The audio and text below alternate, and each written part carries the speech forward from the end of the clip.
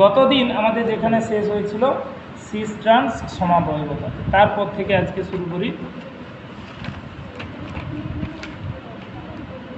আচ্ছা, বিতে আসো। জ্যামিতিক সমাবয়বতার প্রথম পার্টটাতে ছিল সিস আর ট্রান্স। বিতে E oblique Z, capital E oblique capital Z, E Z সমাবয়বতা, ই জেড সমাবয়বতা। জ্যামিতিক সমাবয়বতার প্রথমটা আমরা পড়েছি সিস ট্রান্স, সেকেন্ডটা হচ্ছে বলো ই জেড। ই হচ্ছে ইর ফুল ফর্ম এন্ট গেগেন, ইএনটি জিই জিইএন, এন্ট গেগেন, এন্ট গেগেন। আর জেডটা হচ্ছে জুসামেন, এমএমইএন, এন্ড গেগেন আর জুসামেন, দুজনের নাম অনুসারে ইজেড নাম এসেছে। আচ্ছা, আগে বলে দিই ইজেডটা কি। আগে তো আমরা সিস ট্রান্স পড়েছি। সিস ট্রান্সে দেখব ডবল বন্ডের উভয় দিকে এক জোড়া গ্রুপ একই আছে।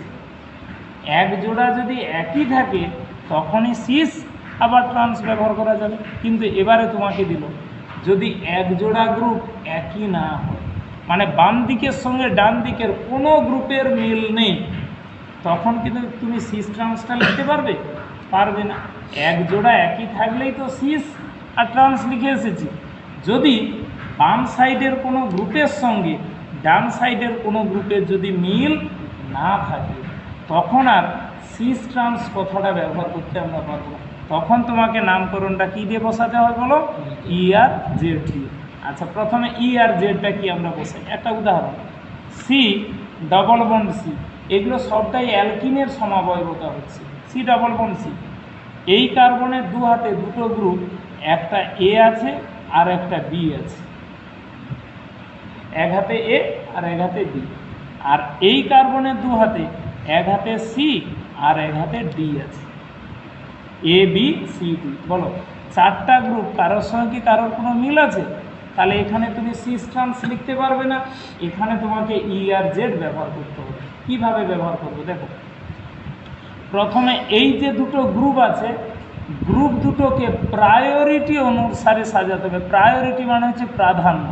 এই দুটো গ্রুপকে কিসের আকারে সাজাবো? First second. যে প্রায়োরিটিতে এগিয়ে যাবে সে হবে ফার্স্ট, যে পিছিয়ে থাকবে সে হবে সেকেন্ড। আগে ফার্স্ট তারপরে সেকেন্ড, এই তো। এখন এই দুটোকে ফার্স্ট সেকেন্ড সাজাবো। যার অ্যাটমিক ওয়েট যত বেশি হয়, পারমাণবিক ভর যত বেশি, সে তত প্রাধান্য দিক থেকে এগিয়ে যাবে। আমরা বললাম এ আর বির মধ্যে ধরো উদাহরণে গেলে দেখতে পাবো কার ওয়েট বেশি কার ওয়েট কম। এ হচ্ছে ফার্স্ট আর বি হচ্ছে সেকেন্ড। তাহলে এ কে এক আর বি কে দুই বসিয়ে দিলাম। যার অ্যাটমিক ওয়েট যত বেশি হয় বলা হয় তার প্রায়োরিটিও তত বেশি, প্রাধান্য তত বেশি। তাহলে এটা এক এটা দুই। এবার অন্য আর একটা জোড়ার ক্ষেত্রে সি আর ডি, এদেরও মধ্যে ফার্স্ট সেকেন্ড হবে, কেউ একজন ফার্স্ট কেউ একজন সেকেন্ড হবে। এই তো, যে ফার্স্ট হবে সে হচ্ছে এক, সিকে আমরা বললাম এক আর ডিকে আমরা বললাম দুই। তাহলে এক জোড়া গ্রুপ এক দুই, এরও এক দুই। এইবার দেখো দুটো ফার্স্ট ডবল বন্ডের একই দিকে হয়েছে কিনা, এরও এক এরও এক, এরা একই দিকে গেছে, এই জন্য এই নামটা হবে জেড। যদি দুটো বেশি প্রাধান্য বিশিষ্ট গ্রুপ ডবল বন্ডের একই দিকে থাকে তখন তার নামের আগে কি বসাবো? জেড। তাহলে এর নামটা হবে জেড সমাবয়বী, জেড সমাবয়বী, জেড সমাবয়বী, জেড। আর এর ইটা যেমন গতদিন সিস থেকে ট্রান্স লিখেছ, আজ থেকে জেড থেকে ই লিখবে, হাত দুটোকে উল্টে দেবে, একটা সাইড একই থাকবে আর একটা সাইড উল্টে দেবে। তাহলে উল্টো দিকে বসে দাও, কার্বন ডবল বন্ড কার্বন, এদিকে আছে এ বি আর এটাতে থাকবে ডি আর এক হাতে হচ্ছে C. A B R C ডিটা উল্টে গেল, তখন এটা হবে ই সমাবয়বী। এটা হচ্ছে জেড সমাবয়বী আর এটা হচ্ছে বলো ই। তাহলে দুটো ফার্স্ট ডবল বন্ডের যদি একই দিকে থাকে তাহলে তার নাম হবে জেড, মানে সিসটা এখানে জেড, ট্রান্সটা হবে ই। ই মানে উল্টো দিক, জেড মানে একই দিক। তাহলে একবার এক্সাম্পল দিয়ে দেখা যাক কাকে আমরা ফার্স্ট সেকেন্ড করাবো। ইএক্স, ইএক্স এক্সাম্পল, এই যৌগটা আছে CH3 CH double bond C, এক হাতে Cl আর এক হাতে Br। CH3 CH double bond C, এক হাতে Cl এক হাতে Br। এইটাতে তোমাকে বললো ই আর জেড সমাবয়বটা অঙ্কন করতে। তাহলে আগে আমরা বসে দেই কার্বন ডবল বন্ড কার্বন, আমরা আগে লিখে দিলাম কার্বন ডবল বন্ড কার্বন, বলো লিখে দিয়েছি। আচ্ছা এই কার্বনের দু হাতে বলো কে কে লেগে আছে, এইচ আর সিএস, যেমন খুশি লিখো। এদিকে লিখলাম CH3, এদিকে লিখলাম এইচ, CH3 আর এইচ লিখলাম। এবারে ফার্স্ট আর সেকেন্ড বসা। এইচ হাইড্রোজেনের থেকে লোয়েস্ট আর কেউ নেই, সবচেয়ে লোয়েস্ট গ্রুপ কে হয়, হাইড্রোজেন। তাই হাইড্রোজেন দেখা মাত্র 2, আর CH3 এই যে এর যদি ওয়েটটা হিসাব করো, কার্বন 12, হাইড্রোজেন 1, তিনটের জন্য 3, তাহলে 12 যুক্ত 3 মানে এর মান হবে 15। এটা 15, এটা 1, তাহলে এটা 1 এটা 2, ফার্স্ট সেকেন্ড হয়েছে। এবারে এই দুটো গ্রুপ আছে, Cl আছে আর বলো Br, এদেরকে প্রায়োরিটি আকারে সাজাও। ওকে, তাহলে এক হাতে বসিয়ে দাও Br আর অন্য হাতে বসিয়ে দাও Cl, Br আর Cl বসাইলাম।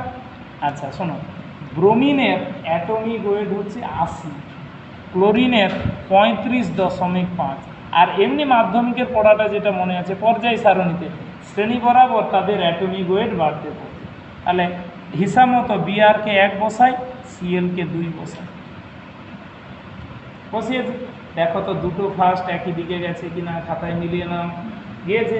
তাহলে এই সমাবয়বটা হবে জেড, জেড সমাবয়বী, জেড সমাবয়বী, রে জেড সমাবয়বী।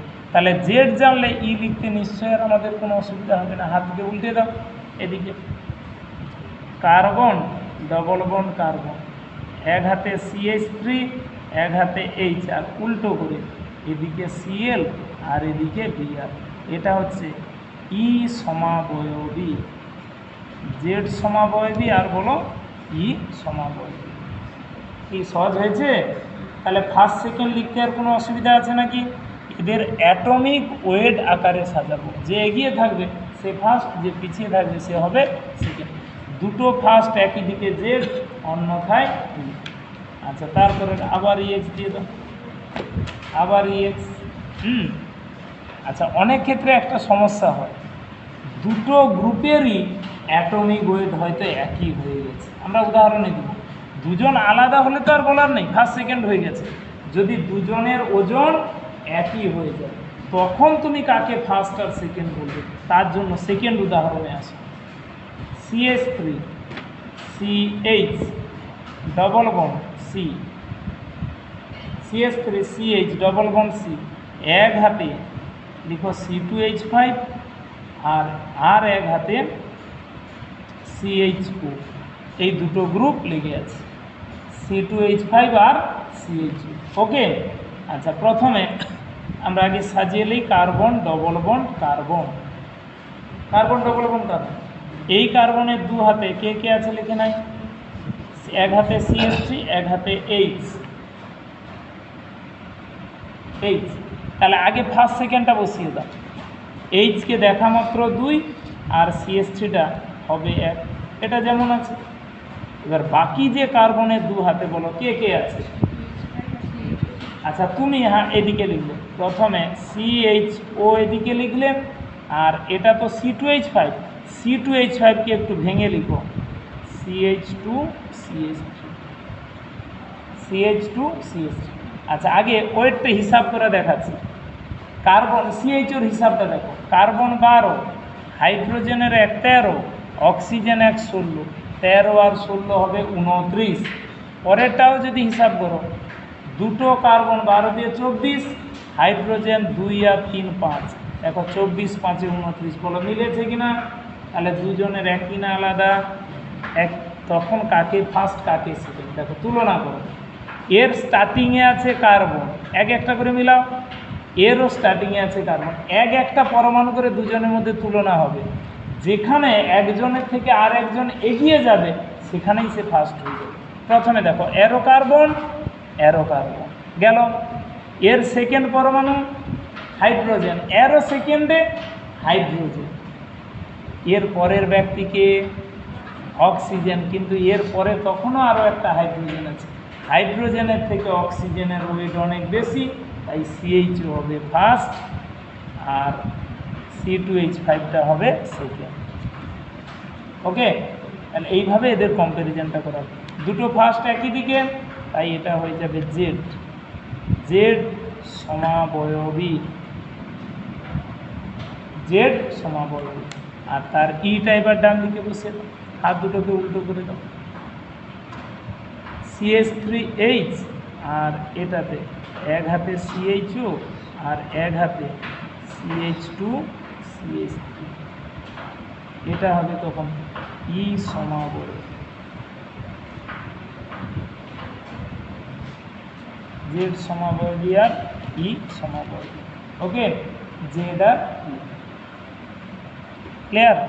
এইভাবে যাদের সিস ট্রান্স ব্যবহার করা হয় না তাদের ক্ষেত্রে তোমাকে কি ব্যবহার করতে হবে? এই হলো ই আর জেড সমাবয়ব। ওকে, আচ্ছা এইটা গেল সেকেন্ড।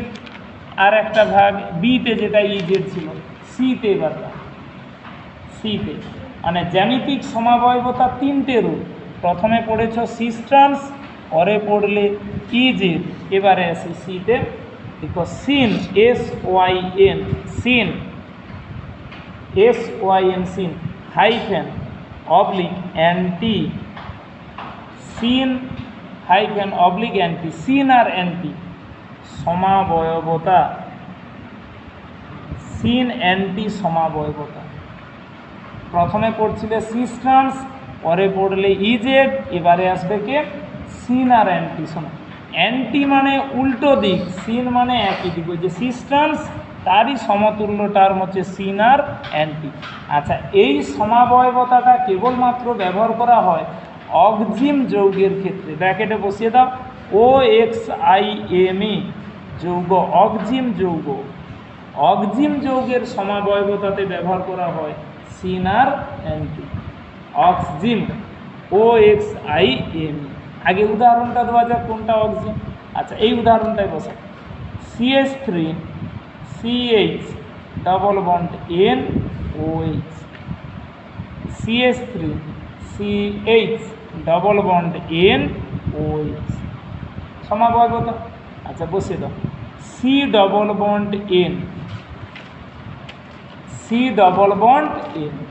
আচ্ছা, এই কার্বনের দু হাতে কে কে লেগে আছে দেখো তো, CH3 আর H। বসিয়ে দাও এইরকম, সে আগের মতো দুটো বন্ড ভেঙে একদিকে CH3 আর একদিকে H আমরা লিখলাম। কিরে, CH3 আর H। নাইট্রোজেনের এক হাতে কে লেগে আছে বলো? OH। আর এক হাতে কিছু নেই তো? নেই, মানে নাইট্রোজেনের মাথায় এক জোড়া ইলেকট্রন আছে, যাকে আমরা বলি নিঃসঙ্গ ইলেকট্রন। এই যে মাথায় দুটো ডট বসিয়ে দাও, এনের মাথায় দুটো কি বসিয়ে দেবেন? ডট। ওকে, তাহলে এদিকে লিখি, এই দিক বরাবর লিখি OH, এই যেই দিকে সেই দিকে লিখলাম বলো OH, আর এই দিকে আমরা বসিয়ে দিলাম লোন পেয়ার, একটা ঘর এঁকে দুটো ইলেকট্রন বসিয়ে দিলাম, যাকে আমরা কি বলে ডাকি? Lone pair. ওকে, তাহলে সি ডবল বন্ড এন, এই কার্বনের দু হাতে, এক হাতে CH3 এক হাতে H, আর নাইট্রোজেনের একটা OH আছে আর একটা কি আছে বলো? Lone pair. আচ্ছা, নিয়মটা খুব সহজ। H আর OH যদি ডবল বন্ডের একই পাশে থাকে, একদিকে থাকে, তখন তার নামের আগে সিন কথাটা ব্যবহার করতে হবে। তাহলে এটা হচ্ছে সিন, সিন সমাবয়বী, সিন সমাবয়বী। H আর OH যদি ডবল বন্ডের কোন দিকে থাকে বলো? একই দিকে থাকে। আচ্ছা, আর উল্টো দিকে যখন যাবে তখন হবে সেটা অ্যান্টি। তাহলে আর কিছু নেই, একটা থাকলে আর একটা গড়গড় করে উত্তর হয়ে যাবে। তাহলে পরেরটাই বসিয়ে দাও, সি ডবল বন্ড এন, এক হাতে CH3 আর এইচ, তখন উল্টো দিকে OH আর এটাতে আমরা বসিয়ে দিলাম, এটা lone pair. H R OH কোন দিকে চলে গেছে? পরস্পর উল্টো দিকে, তাহলে এর নামটা হবে বলো অ্যান্টি, অ্যান্টি সমাবয়বী। সিন সমাবয়বী আর বলো অ্যান্টি সমাবয়বী। ওকে, সিন আর অ্যান্টি। তাহলে অক্সিন যৌগের নামকরণ আমরা কীভাবে ব্যবহার করব? সিন আর অ্যান্টি। আচ্ছা, এবার আর একটা EX দিয়ে নিজেরা এবার গঠনটা লিখে নাও, কোনো জটিলতা নেই। এইচ আর OH একই দিকে থাকলে সিন, উল্টো দিকে থাকলে বলো অ্যান্টি।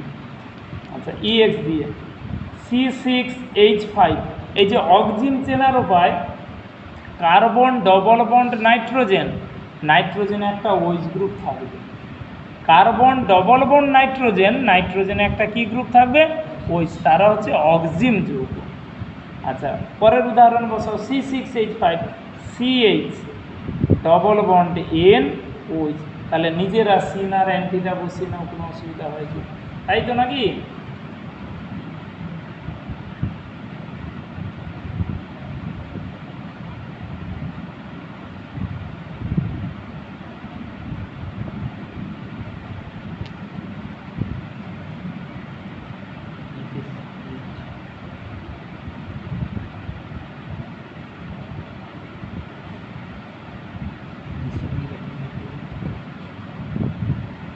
সিন আর অ্যান্টি সমাবয়বতাটা আমরা অঙ্কন করি।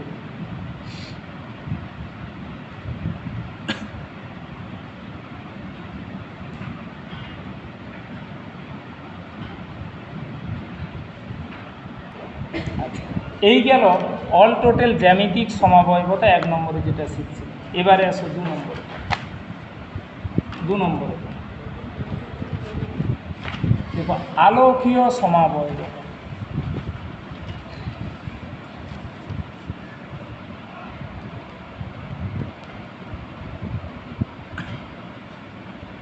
আলোকীয় সমাবয়বতা, আলোকীয় সমাবয়বতা। আচ্ছা, আগে এর গল্পটা একটু শুনে নিই নাকি। সেকেন্ড যে সমাবয়বতা, অপটিক্যাল আইসোমারিজম, আলোকীয় সমাবয়বতা। আচ্ছা, এটাই আমরা পড়ব, যেটা ত্রিমাত্রিক সমাবয়বতার মূল অংশ। আলোকীয় সমাবয়বতা, এই ধরো বাম হাত, হ্যাঁ, এর মাঝখানে সমতল দর্পণ আয়না একটা বসিয়ে দিয়েছে, তাহলে এর প্রতিবিম্বটা নিশ্চয়ই ডান হবে এইটা। এবার এইটা এনে এর উপরে বসিয়ে দাও, যেমন আছে প্রতিবিম্বটাকে নিয়ে এসে উল্টে নয়, সেই দিক বরাবর বসিয়ে দিই। পুরোটা একই সঙ্গে কারোর ক্ষেত্রে মিললেও মিলতে পারে, না মিললেও মিলতে পারে। এই যে একটা যৌগ এবং তার, এটা হচ্ছে তার দর্পণ প্রতিবিম্ব, মিরার ইমেজ। এইটা মিরার ইমেজটাকে নিয়ে এসে তার উপরে আমরা বসিয়ে দিলাম। যদি দুটো একেবারে মিলে যায়, তখন আমরা বলবো এই জোড়াগুলো পরস্পরের আলোকীয় সমাবয়বতা দেখাবে না। যদি না মিলে, দুটো আসলে দুটো দু রকম দেখতে লাগছে, একটা আরেকটার সঙ্গে পুরো অ্যাডজাস্টেড হচ্ছে না, তখন আমরা বলবো যে এরা না আলোকীয় সমাবয়বতা দেখাবে। কারণটা কি না, এই দুজনের গঠনের একটা কি থেকে যাচ্ছে? পার্থক্য। যে পার্থক্যটা খালি চোখে দেখে মনে হয় দূর, এটা প্রায় একই, কিন্তু একেবারে অভ্যন্তরীণ দৃষ্টি থেকে দেখতে গেলে দেখা যায় একেবারে এদের গঠন একই নয়, এদের মধ্যে সামান্য একটা কি থেকে যাচ্ছে? পার্থক্য থেকে যাচ্ছে। সেই ঘটনাটাকে আমরা কি বলে ডাকি? আলোকীয় সমাবয়বতা। আচ্ছা, আলোকীয় সমাবয়বতা কাকে বলে?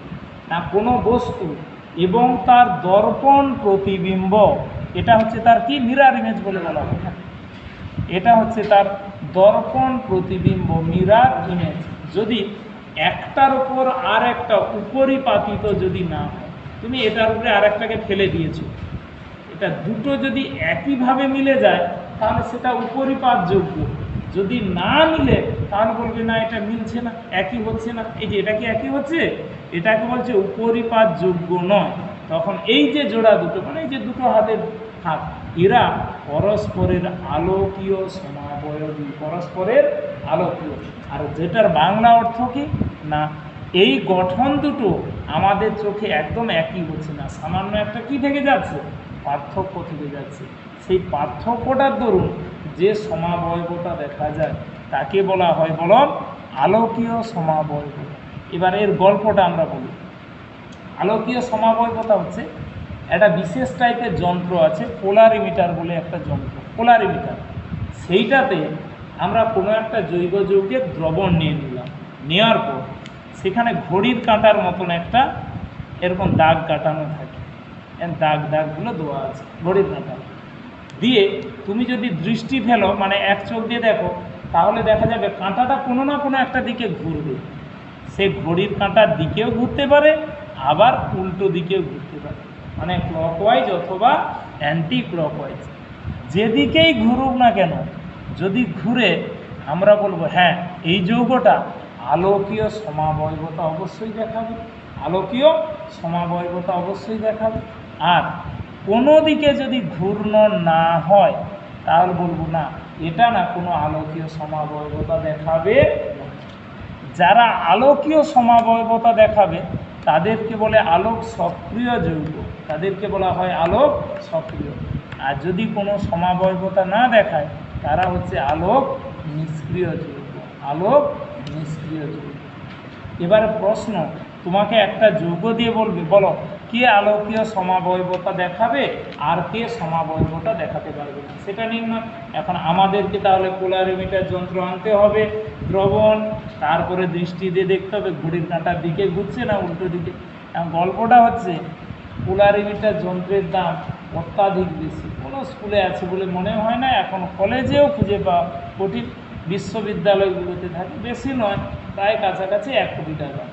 হ্যাঁ, তাহলে আর যাই হোক, আমাদের পরীক্ষার হলে তো আর এটা দেওয়া থাকবে না যে তোমাকে প্রশ্নে এইটা আলোক সক্রিয় কিনা বলো, তুমি কাগজটা কেটে এনে সেইখানে যন্ত্রটাই সেট করে একবার চোখ দিয়ে দেখে এলে ঘুরছে, তাহলে আলোক সক্রিয়, না হলে আলোক নিষ্ক্রিয়।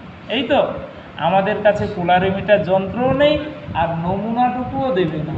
তাহলে থিওরিটিক্যালি তোমাকে উত্তর করতে হবে কোন কোন যৌগ আলোকীয় সমাবয়বতা দেখাবে আর কোন কোন যৌগ আলোকীয় সমাবয়বতা দেখাতে পারবে না।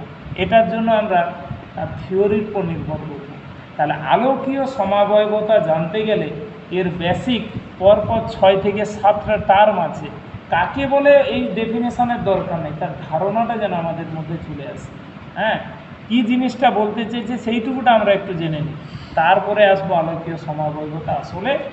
পরপর 6-7টা টার্ম আছে। প্রথমে আসে 1 নম্বরে। এই টার্মগুলো প্রায় 2 বছর ধরে আমাদের অর্গানিকের সঙ্গে প্রতিনিয়ত যুক্ত থাকবে। আচ্ছা, প্রথমে আসি প্রতিসম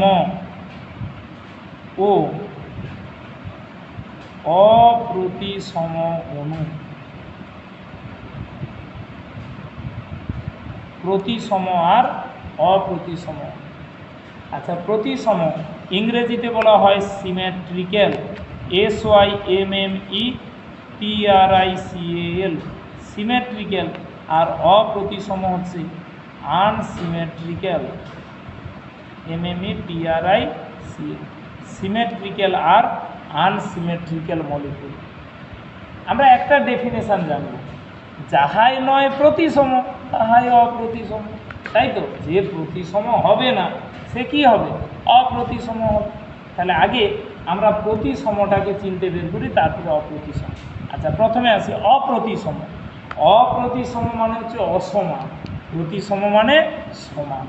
আচ্ছা, প্রথমে লিখি কার্বন। এর চারদিকে 4টা গ্রুপ আমরা লাগিয়ে দিলাম, সি, তার 4 হাতে 4টা কি বসিয়ে দেবো, গ্রুপ। এক হাতে এ, এক হাতে বি, অন্য হাতে এক্স, বাকি হাতে ওয়াই। কার্বনের চারদিকে 4টা গ্রুপ লিখলাম, এ, বি, এক্স আর ওয়াই। শোনো, খুব নতুন একটা টার্ম জানবো। যদি কোনো কার্বনের চারদিকে 4টা ভিন্ন গ্রুপ থাকে, চারদিকে 4টা আলাদা, কারোর সঙ্গে কারোর মিল থাকবে না, সেই কার্বনটাকে বলা হয় কাইরাল কার্বন। কি কার্বন বলে, কাইরাল। তাহলে এই কার্বনটা সোজা তীর টেনে বসিয়ে দাও, CHIRAL, কাইরাল কার্বন। কার্বনটাকে বলা হয় কাইরাল কার্বন। আর সেই অণুটাকে বলা হয় অপ্রতিসম অণু। সেই অণুটাকে বলা হয় অপ্রতিসম অণু। যদি কার্বনের চারদিকে চারটা ভিন্ন ভিন্ন গ্রুপ যুক্ত থাকে তাহলে সেই অণুটাকে বলা হয় অপ্রতিসম অণু। অবশ্যই কার্বনটাকে কি বলে? কাইরাল। তাহলে বাংলা কথায় কাইরাল কার্বন বা অনেকে বলে অপ্রতিসম কার্বন। তাহলে কাইরাল কার্বন যেখানে থাকবে সেই অণুটাকেই তুমি কি বলতে পারবে? অপ্রতিসম বলতে পারবে। চিনতে কোনো বাধা নেই, চারটা ডিফারেন্ট গ্রুপ পরপর কার্বনে যেন লেগে থাকে। আর এই শর্তটা যদি না পূরণ হয়, আমরা অনেক উদাহরণ বসাবো, এই শর্তটা যদি না পূরণ হয়, অর্থাৎ কমপক্ষে দুটা গ্রুপ যদি একই হয়, দুটো একই হতে পারে, তিনটে একই হতে পারে, সবকটাই একই হতে পারে। বাংলা কথায় যদি অপ্রতিসম না হয় তাহলে সেটা প্রতিসম হবে। তাহলে এদিকে প্রতিসম রূপরেখাটা বসে দিই। কার্বনের এ হাতেও এ আর অন্য হাতেও এ লেগে আছে, দুটোই এ লেগে আছে। ওকে, এবার এক হাতে বি আর এক হাতে এক্স, এটাও হতে পারে বি বা এক্স। আচ্ছা, দুটো এ দুটো আলাদা, আবার দেখতে পাবে তিনটে একই একটা আলাদা, আবার দেখতে পাবে সবকটাই একই। এর অনেকগুলো রূপ হতে পারে কিন্তু এর একটাই রূপ। এই জন্য বলা হয় যখন তুমি অপ্রতিসমকে পাচ্ছ না, চোখ বন্ধ করে তাকে কি বলে দেবে? প্রতিসম। তাহলে এই অণুটাকে আমরা বলি প্রতিসম অণু। এই অণুটাকে আমরা কি বলে ডাকবো? প্রতিসম। আর এই কার্বনটাকে বলা হয় একাইরাল কার্বন। একাইরাল, ACHIRAL, একাইরাল carbon. তাহলে পুরো পড়াটা আরেকবার মিলে দিই। কাইরাল কার্বনের অণু হয় প্রতিসম অণু, আর একাইরাল কার্বনের অণুটা হয় প্রতিসম অণু। তাহলে আগে আমরা অপ্রতিসমকে খুঁজতে বেরোবো, যদি না খুঁজে পাই চোখ বন্ধ করে সে কী হয়ে যাবে? প্রতিসম হয়ে যাবে। যাহাই নয় অপ্রতিসম তাহাই প্রতিসম। যেমন EX দিয়ে দাও, একটা এক্সাম্পল আমরা দেখি। সি, তার চারদিকে চারটা গ্রুপ বসে দেবে, এক হাতে NH2, এক হাতে COOH, এক হাতে H, অন্য হাতে CH3। দেখে নাও তো চারটা পরপর ডিফারেন্ট গ্রুপ কিনা? কিরে, এটাই কাইরাল কার্বনের উদাহরণ, এটাই অপ্রতিসম অণুর উদাহরণ হয়েছে। তাই আর এ পাড়াতে চলে আসো।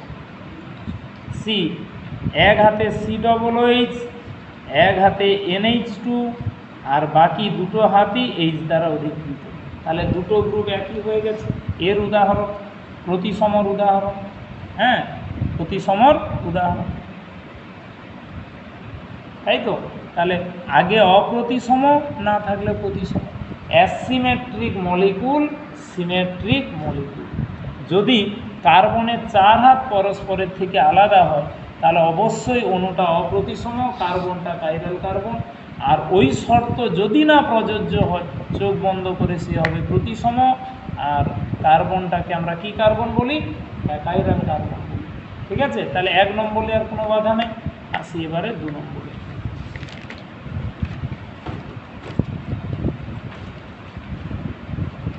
সেকেন্ড আসে, দ্বিতীয় নম্বর লিখো প্রতিসাম্যতল। শুধু শুনবে মন দিয়ে, ডেফিনেশান কিচ্ছু এখানে লাগবে না, কিছু ছবি আঁকা, কিছু ক্যালকুলেশান আর দেখে চেনার উপায়টাই শেখানো হয়।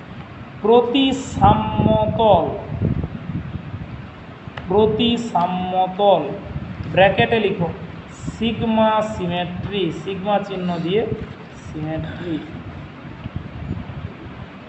Sigma symmetry, প্রতিসাম্যতল। হ্যাঁ, সিগমা সিমেট্রি। শোনো, হ্যাঁ, প্রতিসাম্যতল, এটাকে এই টার্ম দিয়ে বেশি আমরা ডাকি। কি, একটা যৌগ দিলে বলবে এটাতে সিগমা আছে, এটাতে সিগমা নেই, এই কথাগুলো আছে। প্রতিসাম্যতল, প্রতিসাম্য কথার অর্থ হচ্ছে যাকে সমান দুই ভাগে ভাগ করা যায়। সমান দুই ভাগে ভাগ করা যায়। যদি সমান দুই ভাগে ভাগ করা যায় তাহলে যে তলটা দ্বারা তুমি দুটো ভাগে ভাগ করতে পারলে সেই তলটাকে আমরা বলবো প্রতিসাম্যতল। যেমন আমরা ইংরেজি বর্ণমালা এ কে ধরিলাম, এ, ইংরেজি বর্ণমালা এ। দেখো তো, এই মাঝ বরাবর এটাকে কেটে দিলাম, পদ্ধতিটাকে মিলিয়ে না, মাঝ বরাবর এইখানে একটা মিরার আমরা বসিয়ে দিলাম, আয়না বসিয়ে দিলাম। এই অংশটাতে যদি মিরার বসিয়ে দেওয়া হয় তাহলে এর প্রতিবিম্ব এই দিকেটা হবে কিনা দেখো, তাই তো, তখনই বলা হবে এই তলটা হচ্ছে প্রতিসাম্য তল, এই তলটা হবে আসলে প্রতিসাম্য তল এরূপ একটি তল যে তল দ্বারা অণুটিকে এমন দুটি ভাগে ভাগ করা যায় যার একটি অংশ অপর অংশের দর্পণ প্রতিবিম্ব যুক্ত হয়। আচ্ছা, এই টার্মটা বসে দাও, দর্পণ প্রতিবিম্ব যুক্ত, দর্পণ প্রতিবিম্ব যুক্ত ব্র্যাকেটে মিরার ইমেজ, মিরার ইমেজ, দর্পণ প্রতিবিম্ব যুক্ত। যে প্রতিসাম্য তল, বাংলা কথা, যদি অণুটিকে সমান দুই ভাগে ভাগ করা যায়, তাকে যদি সমান দুটো ভাগে ভাগ করা যায়, তাহলে একটা অংশ আর একটা অংশের কি হয়ে যাবে, দর্পণ প্রতিবিম্ব। আচ্ছা, তুমি মার্কেটে গেছো, যাওয়া হয়তো নাকি, গিয়ে দোকানদারকে কি বললে, না আমাকে বৈতাল কুমড়ো দাও, যার কি তল আছে, প্রতিসাম্য তল আছে। তিনি তো কেমিস্ট্রিও জানেন বা আমরা সকলেই জানি, তখন জিনিসটা আরও সহজ করে বুঝিয়ে দিতে হবে কি না, পাশে বঁটি নিয়ে আসো, তাই তো, ডিভাইডেড ইন্টু টু ইকুয়াল হাফস, মাঝ বরাবর ভাগ করে দাও। যে সঙ্গে তোমাকে মিরার নিয়ে যেতে হবে, দোকানদারকে পড়াইতে যাইছো নাকি, তোমাকে পকেটে মিরার নিয়ে যেতে হবে, মিরারটা নিয়ে গিয়ে ধরলে, ওই যে খাদি অংশটাতে ধরলে, দিলে তার যে প্রতিবিম্বটা উঠবে আর এদিকে যে পার্টটা পড়ে আছে, ওই দুটো যদি একই হয়, তাহলে বুঝবে যে হ্যাঁ এটাতে কি আছে, প্রতিসাম্য তল আছে, এটাতে প্রতিসাম্য তল আছে। তাহলে এক কথায় তাকে যদি সমান দুটো ভাগে কি করা যায়, ভাগ করা যায়, তাহলে সেই তলটাকেই আমরা কি বলে ডাকবো, প্রতিসাম্য তল। ওটাকেই আমরা কি বলে ডাকবো বলো, প্রতিসাম্য তল।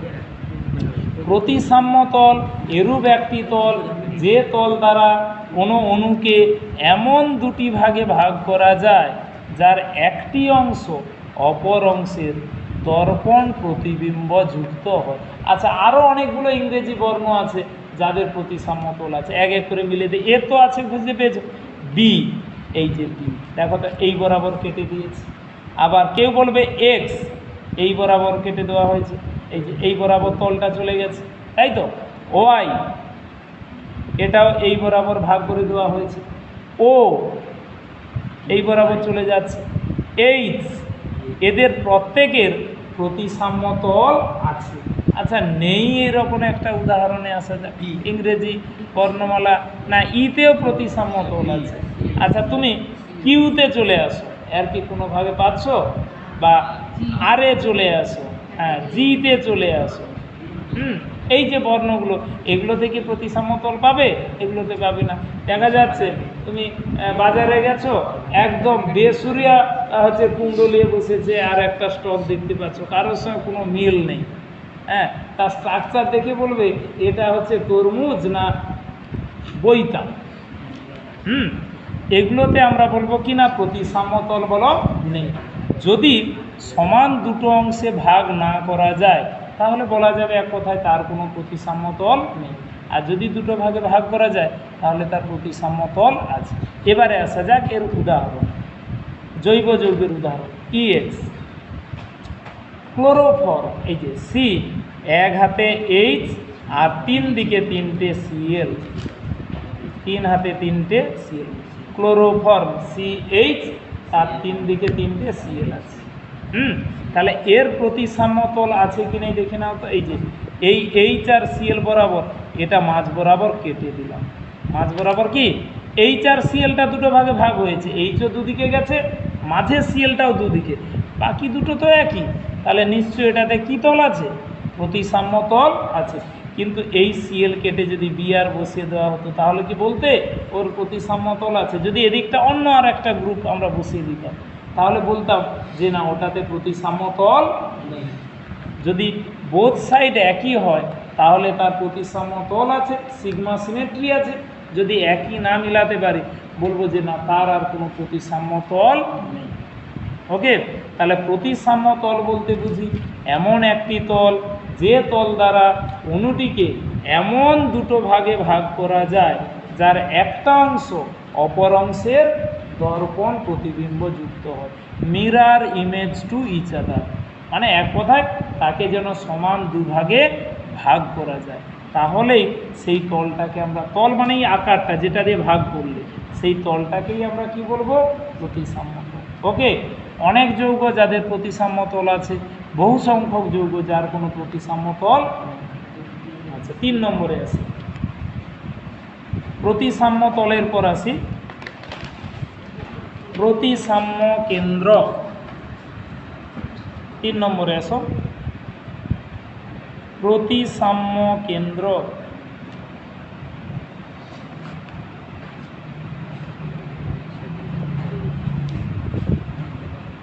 প্রতিসাম্য কেন্দ্র ব্র্যাকেটে i symmetry, small i symmetry,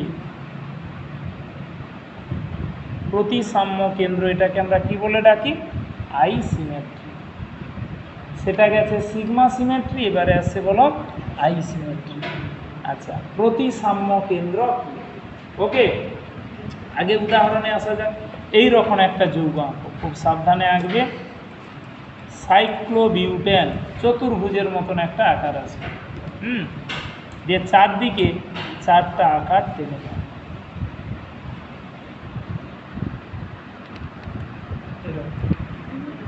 table table table, 4 পায়া টেবিল।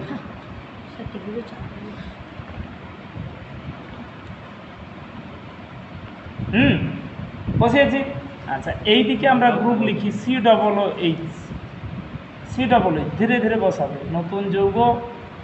আর এদিকে লিখি H, COOH, এক হাতে H, ধরে ধরে লিখবে। অর্গানিক তো, যতদিন না বোর্ডে পৌঁছতে পারছি ততদিন এভাবেই আমাদের পড়তে হবে।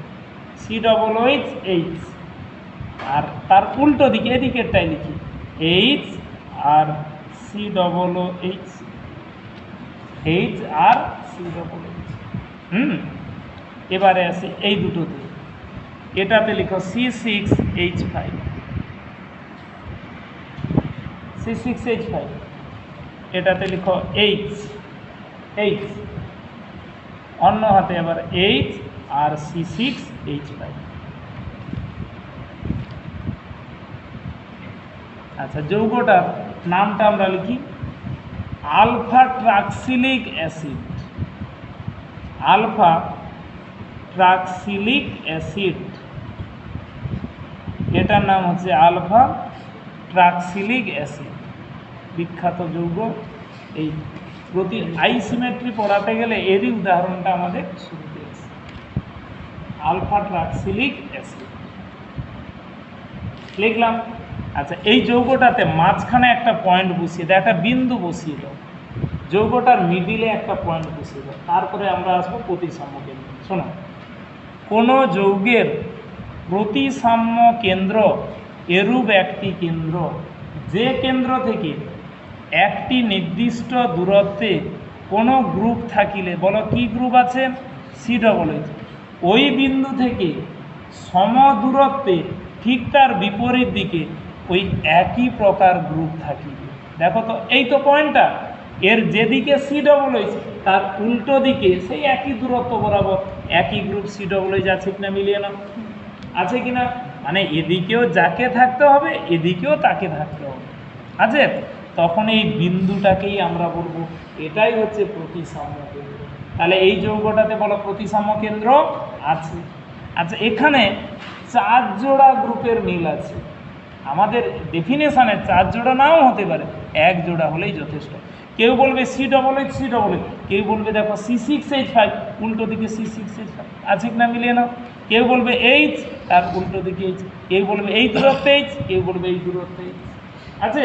তাহলে এই যে বিন্দুটা, এই বিন্দুটাকেই আমরা কি বলে ডাকবো, প্রতিসাম্য কেন্দ্র। তাহলে প্রতিসাম্য কেন্দ্রের ডেফিনেশান না, প্রতিসাম্য কেন্দ্র এরূপ একটি কেন্দ্র, যে কেন্দ্র থেকে কোনো নির্দিষ্ট দূরত্বে কোনো গ্রুপ বা পরমাণু থাকিলে ওই কেন্দ্র থেকে ঠিক তার বিপরীত দিকে সম দূরত্বে একই প্রকার গ্রুপ থাকিবে। বোথ সাইডে যেন একই গ্রুপ থাকে, তার মিডিল পয়েন্টটাই হবে তখন তার কী কেন্দ্র বলো? প্রতিসাম্য কেন্দ্র। ওকে, আচ্ছা আরও খুব সহজ করে একটা অজৈব যৌগকে উদাহরণ হিসাবে ধরি, কার্বন ডাই অক্সাইড, যার গঠন বিধান O double bond C double bond. এটা যদিও জৈব যৌগ নয়, কিন্তু প্রতিসাম্য কেন্দ্রটা আমরা দেখাতে পারবো। O double bond C double bond. হ্যাঁ, তাহলে এর মিডিল পয়েন্ট হচ্ছে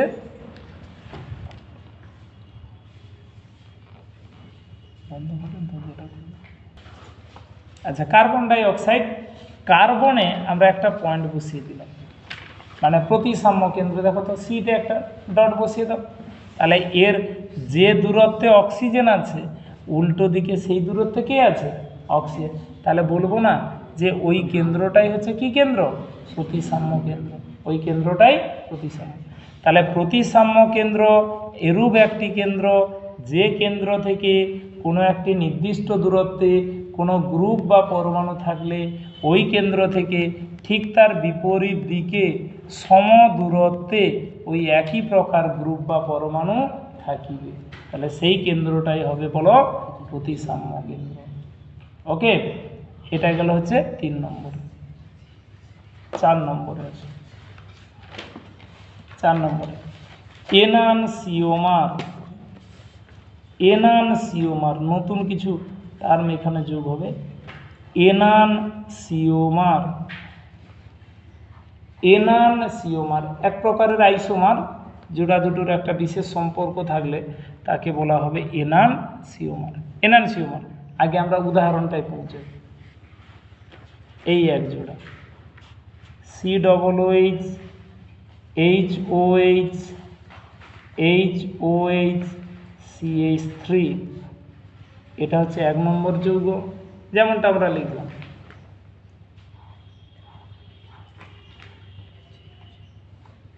C double H H O H H O H আর এক হাতে বলো CH3।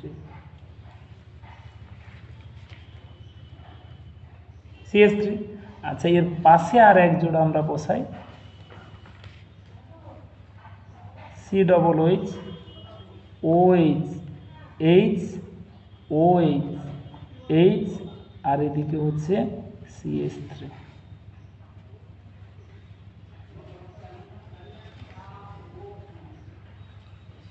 ওকে, এটাকে দিলাম কত নম্বর যৌগ? 2 নম্বর। আচ্ছা একটু ভালো করে লক্ষ্য করো, এই জোড়া দুটোর মধ্যে কি সম্পর্ক আমাদের চোখে পড়ছে? কিছু না কিছু একটা সম্পর্ক আমরা এই জোড়া দুটোর মধ্যে দেখতে পাচ্ছি। কিটা তোমার চোখে পড়ছে বলো তো?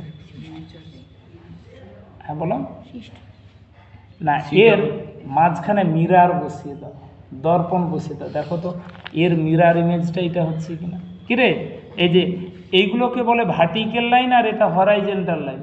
হরাইজেন্টাল লাইন যেমন আছে তাই থাকবে, ভার্টিক্যাল লাইনের হাতগুলো কি হয়ে যাবে? বাম হাতটা ডান হাত হবে, ডান হাতটা বাম। বলা হবে এর দর্পণ প্রতিবিম্ব হচ্ছে এটা, এর মিরার ইমেজটা এটা। তখনই এই জোড়া দুটোকে বলে পরস্পরের এনানসিওমার। যদি এক জোড়া আইসোমার পরস্পরের দর্পণ প্রতিবিম্ব যুক্ত হয়, পরস্পরের দর্পণ, তাহলে এইরকম একটা দাগ টেনে বসিয়ে দাও, দর্পণ প্রতিবিম্ব যুক্ত, দর্পণ প্রতিবিম্ব যুক্ত এক জোড়া আইসোমার যদি পরস্পরের কি যুক্ত হয়?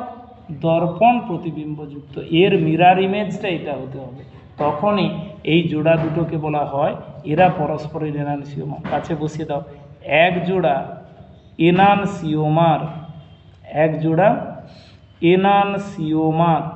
এই যে এনানসিওমারের সবচেয়ে বড় উদাহরণ আমাদের কাছে, যে দেখে নাও, এই যে বাম হাত আর ডান হাত, এরাই পরস্পরের এনানসিওমার। কি এই যে পৃথিবীতে এনানসিওমার খুব কম দেখা যায়, যাদেরকে আমরা বলি বাংলা অর্থে যমজ সন্তান, যেটা প্রায় অ্যাপ্রক্সিমেটলি একই রকম দেখতে, তারা হচ্ছে পরস্পরের মিরার ইমেজ, ওরাই হচ্ছে পরস্পরের কি? এনানসিওমার। যদি এক জোড়া আইসোমার পরস্পরের কি যুক্ত হয়? দর্পণ প্রতিবিম্ব যুক্ত হয়, মানে একজনের কাছে মিরার ধরলে আর একজনের ছবিটা বেশি ওঠে, তারাই হয় পরস্পরের কি? এনানসিওমার। বাম হাত আর ডান হাত হচ্ছে পরস্পরের এনানসিওমার। ওকে, তাহলে এরপরে উল্টোটায় আসা যাক 5 নম্বরে। 5 নম্বরে আসো, ডায়াস্টিরিও আইসোমার। ডায়াস্টিরিও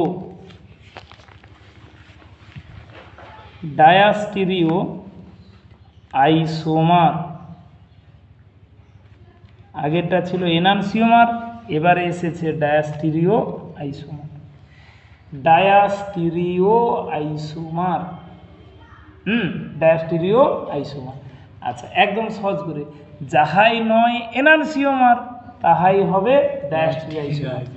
হ্যাঁ, এ একেবারে দু ভাই আর কি, এর সঙ্গে এর খুব ক্লোজলি রিলেটেড যাকে বলা হয়। আমরা আগে উদাহরণটা দেখি। সেই এক জোড়াটা যেমন ছিল ওইটাই লিখো, COOH, এক হাতে OH আর অন্য হাতে CH3।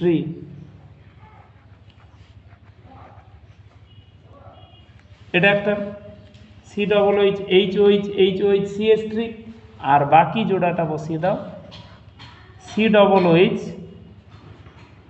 HOH যেমন আছে, পরেরটায় হাত দুটোকে উল্টে লিখো OH আর H, তার বাকি হাতে থাকবে CH3। এটাকে দিই আমরা 2 নম্বর যৌগ লিখলাম। দেখো এবারে তুমি এই দুজনের মধ্যে আদৌ কি কোনো মিরার ইমেজ সম্পর্ক পাচ্ছ? দর্পণ বসিয়ে দাও, পাচ্ছ কি? যদি দর্পণ প্রতিবিম্ব যুক্ত না হয় তারাই হচ্ছে পরস্পরের ডায়াস্টিরিও আইসোমার। দর্পণ প্রতিবিম্ব যুক্ত হলে এনানসিওমার, না যুক্ত হলে, এই যে ডায়াস্টিরিওমারের উদাহরণ দেখো, হাতটাকে উল্টে দিলাম, তাহলে কি মিরার ইমেজ হচ্ছে? তখন এরা পরস্পরের কি ডায়াস্টিরিও আইসোমার। এক জোড়া আইসোমার পরস্পরের দর্পণ প্রতিবিম্ব যুক্ত না হলে তারাই পরস্পরের ডায়াস্টিরিও আইসোমার। তাহলে এখানে আমরা বসিয়ে দিই, এরকম দাগ কেটে লিখে দাও, দর্পণ প্রতিবিম্ব যুক্ত নয়, দর্পণ প্রতিবিম্ব যুক্ত নয়, এরা পরস্পরের দর্পণ প্রতিবিম্ব যুক্ত নয়। যদি না হয় তারাই পরস্পরের ডায়াস্টিরিও আইসোমার। তাহলে এক জোড়া ডায়াস্টিরিও আইসোমার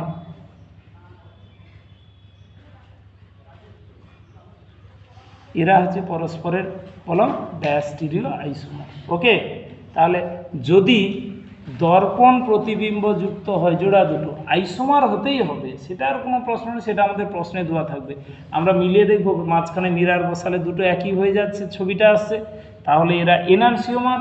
যদি না ম্যাচ করে তাহলে হবে ডায়াস্টিরিও আইসোমার। এই যে সারা বিশ্বে এত এত মানুষজন, কারোর সঙ্গে সেই ধরনের কি ফেস কাটিং বা এতে মিল আসছে না, তারা হচ্ছে পরস্পরের ডায়াস্টিরিও আইসোমার। আর যদি যমজ সন্তান আমরা যাদেরকে বলি, তারা প্রায় একই রকম, তাদেরকে বলা যেতে পারে যে ওরা হচ্ছে এনানসিওমারের উদাহরণ। ঠিক আছে, এনানসিওমার যখন না হবে, চোখ বন্ধ করে সে কি উত্তরে আসবে? ডায়াস্টিরিও আইসোমারে আসবে। আচ্ছা, এটা গেল 5 নম্বরে। 6 নম্বর টার্মে আসবে। অর্গানিক কিছু নতুন টার্ম তোমাদেরকে শেখাচ্ছে। তুমি আগের চ্যাপ্টারে পড়েছো আইসো যৌগ, আজকে পড়বে মেসো যৌগ। 6 নম্বরে লিখো, হ্যাঁ, মেসো যৌগ, মেসো কম্পাউন্ড। হ্যাঁ, আইসো আর মেসো কম্পাউন্ড। আচ্ছা, মেসো কম্পাউন্ড কি? আগে উদাহরণটা আসলে COOH, হরাইজন্টাল লাইনে COOH লিখলাম। COOH এক হাতে H, অন্য হাতে OH, আবার H আর OH, এবার বাকি হাতে লিখি COOH, COOH, HOH, HOH, COOH। ওকে, দেখো তো এই যে যৌগটা আমরা দেখতে পাচ্ছি, এর চেনার খুব সহজ উপায়। এইগুলো হচ্ছে ভার্টিক্যাল লাইন আর এটা হচ্ছে হরাইজন্টাল লাইন। ভার্টিক্যাল লাইনের বাম দিকে একই আছে কিনা? একই দুটো গ্রুপ। ডান দিকেও একই গ্রুপ দুটো কিনা বলো? আর অ্যাবাভ আর বিলোতে একই গ্রুপ। তিনজনে একই হবে না, তিনজনে আলাদা, কিন্তু ভার্টিক্যাল লাইনের বাম সাইড একই হবে, ডান সাইড একই হবে, অ্যাবাভ আর বিলো একই হবে, তখনই সেই যৌগটাকে আমরা কি নামে ডাকবো? মেসো কম্পাউন্ড বলে ডাকবো, মেসো যৌগ। মেসো চিনতে কোনো বাধা নেই। হ্যাঁ, আচ্ছা মেসোর ডেফিনেশানে আসা যাক। মেসো যৌগ হচ্ছে যে যৌগে একাধিক অপ্রতিসম কার্বন বা কাইরাল কার্বন আছে। মিলিয়ে নাও, এই যে কার্বনটা, এগুলোতে সব কার্বন আছে, এগুলোতে কি আছে? আচ্ছা এই কার্বনে এক হাতে এইচ, এক হাতে ওইচ, এক হাতে সি ডবল এইচ, আর এই পুরো অংশটা আর একটা হাত, তাহলে চারটা হাত কি একই হলো?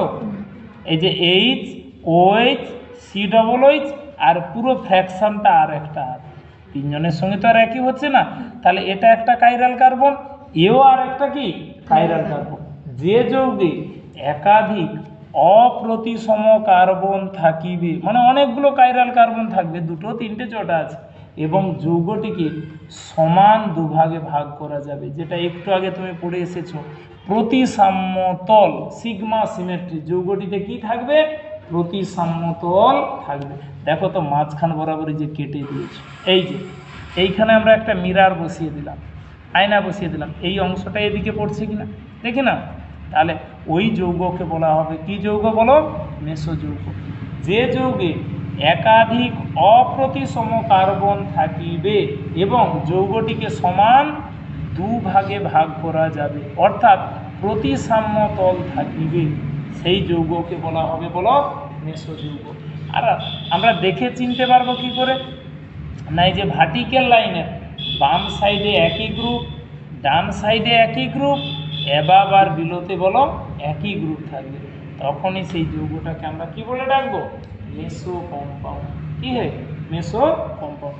ভার্টিক্যাল লাইনের বাম সাইডে যে, ডান সাইডে আর অ্যাবাভ আর বিলো, তিনজনের একই হওয়া চলবে না, তিনজন একই হলে তো আর কাইরাল কার্বন হচ্ছে না, কাইরাল কার্বন থাকবে, সঙ্গে সিগমা সিমেট্রি থাকবে, তখনই সেই যৌগগুলোকে আমরা কী নামে ডাকবো?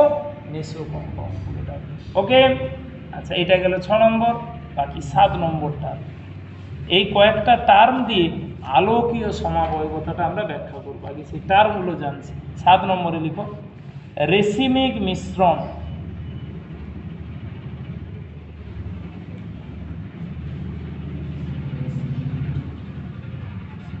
রেসিমিক মিশ্রণ ব্র্যাকেটে DL pair, small D small L, DL pair, ডিও থাকবে এলও থাকবে, ডিএল পেয়ার বলে আর একটা নাম। আচ্ছা আগে আমরা এক লাইনের ডেফিনেশনটা বসিয়ে দিই। রেসিমিক মিশ্রণ ব্র্যাকেটে ডিএল পেয়ার, লিখো এক জোড়া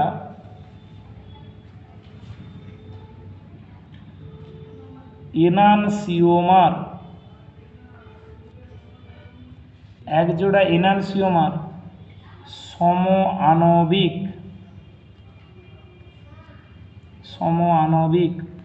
অনুপাতে ব্র্যাকেটে 1:1, সম-আণবিক অনুপাতে থাকিলে সেই মিশ্রণকে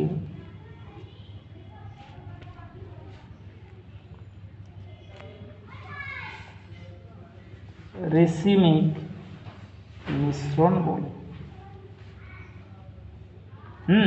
এক জোড়া এনানসিওমার যদি 1:1 রেশিওতে, ধরো একটা মিশ্রণ আছে, হ্যাঁ, তাতে দুটো গঠন আছে, তারা পরস্পরের এনানসিওমার, তারা থাকলে দুজনে 50-50% থাকবে, এও যতটা থাকবে সেও ততটা থাকবে, তখনই আমরা বলবো ওই মিশ্রণটাকে কি বলে ডাকবো? আচ্ছা ডিএল পেয়ারের বাংলা অর্থটা বলে দিই।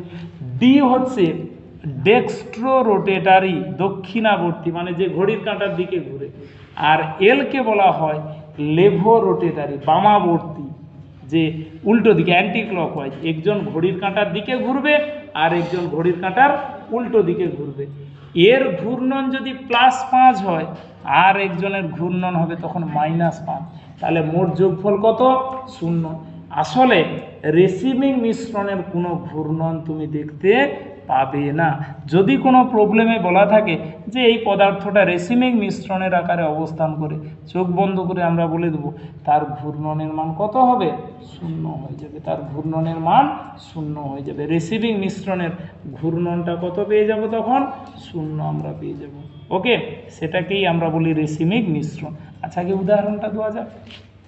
এই যে উদাহরণটা বসে, CH3 HOH HOH COOH, এটা একটা। আর তার ঠিক উল্টোটা হচ্ছে CH3 OH HOH H, আর এটা হচ্ছে COOH, এটা 2 নম্বর। দেখো তো এরা পরস্পরের এনানসিওমার হয়ে যাচ্ছে। এটা তো আর চিন্তা অসুবিধা নাই, এরা পরস্পরের কি এনানসিওমার। এবারে এও মিশ্রণে 50% আছে, এটাও মিশ্রণে বলো 50% আছে। দুজনে কত কত করে আছে, 50-50% আছে। তাহলে এদের অনুপাতটা হবে তখন কত, 1:1, 1:1। তখনই এরা দুজন যে দ্রবণটাতে আছে, মিশ্রণ মানেই দ্রবণ, সেই দ্রবণটাকে তখন তুমি কি নামে ডাকবে, ওটা একটা রেসিমিক মিশ্রণ। এবার ডি আর এল এর গল্পটা শুনে নাও। একে আমরা এর পরে পরে শিখবো, আসলে পুরোটা যে 11-এ আছে তা নয়, কিছুটা আবার 12-এ গেলেও শিখবে। এটা যখন এই যে 1 2 3 4 করে ঘুরানো হবে, দেখা যাবে এর ঘড়ির কাঁটার দিকে ঘুরছে, ক্লকওয়াইজ। এ যেদিকে ঘুরবে এটা তো তার উল্টো দিকে ঘুরতে বাধ্য, মিরার ইমেজ হয়ে গেছে। তাহলে এর ঘূর্ণনের মান যত হবে, এর ঘূর্ণনের মান তত হবে, কিন্তু চিহ্নটা তার বিপরীত। তাহলে মোট যোগফলটা কত, 0। এই জন্য রেসিমিক মিশ্রণের কোনো ঘূর্ণন তুমি দেখতে পাবে না, তার ঘূর্ণনের মান কত, 0 হয়ে যাবে। আর সেই মিশ্রণটাই হবে একে যদি ডি বলে ডাকবো, একে আমরা এল বলে ডাকবো। এটা ডেক্সট্রো আর এটা লেভোরোটেটার, এইটা হচ্ছে রেসিমিক মিশ্রণ। এই করে এবার বলো কটা টার্ম আমরা পড়ে এলাম, 7টা। প্রথমে হচ্ছে কাইরাল কার্বন, অপ্রতিসম অণু, প্রতিসম অণু, তারপরে sigma symmetry, i symmetry, enantiomer, diastereoisomer, মেসোযৌগ আর রেসিমিক। এই 7টা টার্মের পর বেশ করে তোমাকে একটা যৌগ দিলে তুমি ব্যাখ্যা করতে পারবে যে কে আলোকীয় সমাবয়বতা দেখাতে পারবে আর কে আলোকীয় সমাবয়বতা দেখাতে পারবে না। তার জন্য শর্তগুলো আমরা দেখাই। আচ্ছা, আমরা শর্তগুলো লিখব, ব্যাখ্যা লেখার সময় বলে দেই যে আলোকীয় সমাবয়বতা দেখাবে তার প্রথম 3টে পয়েন্ট যেটা লিখে দেওয়া থাকবে ওই শর্তগুলো সে প্রযোজ্য হবে, তাহলে সে হবে। যদি বলা হয় যে না এই আলোকীয় সমাবয়বতা দেখাতে পারবে না, তোমার উত্তর ধরো হলো, ব্যাখ্যাটা তো লিখতে হবে, তখন সবকটা পয়েন্টের লাস্টে কি জুড়ে দেবে, না না কথাটা জুড়ে দিতে হবে যে এই শর্তগুলোই পূরণ করতে পারেনি। যে পূরণ করতে পেরেছে সে সমাবয়বতা দেখাবে, যে পারলো না তাকে আমরা সমাবয়বতা দেখাতে বলবো না। আর আলোকীয় সমাবয়বতা যারা দেখায় তাদেরকে বলা হয় আলোক সক্রিয় যৌগ, আলোকীয় সমাবয়বতা যারা দেখাবে। আর যে দেখাবে না তাকে আমরা বলবো আলোক নিষ্ক্রিয় যৌগ। ওকে, আচ্ছা এবার তাহলে নিচে পরপর ল্যাঙ্গুয়েজ দিয়ে লিখো। একটি যৌগের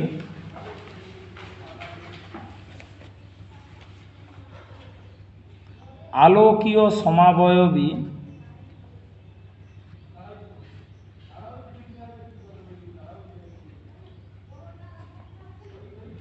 হওয়ার শর্ত, আলোকীয় সমাবয়বী হওয়ার শর্ত, একটি যৌগের আলোকীয় সমাবয়বী হওয়ার শর্ত।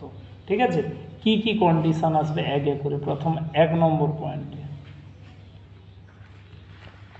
1 নম্বর। আচ্ছা 1 নম্বর লিখো, যৌগে অবশ্যই অপ্রতিসম কার্বন থাকিবে, যৌগে অবশ্যই অপ্রতিসম কার্বন থাকবে। মানে এর প্রথম কথা কাইরাল কার্বন যেন থাকে। অপ্রতিসম কার্বন মানে কাইরাল। আগে তাহলে একটা কম্পাউন্ড দিলে আমরা আগে খুঁজে বের করতে চাইবো তার কি আছে, কাইরাল কার্বন। কাইরাল কার্বন যার নেই, গল্প তো ওখানেই শেষ হয়ে যাবে। আরে 1 নম্বর পূরণ হলে তারপর 2 নম্বরে পৌঁছবে, একেই যার ইনভ্যালিড তারপরেরগুলো আর ভাবতেও বা যাবে কেন, তাই তো। আচ্ছা 2 নম্বরে যৌগটিতে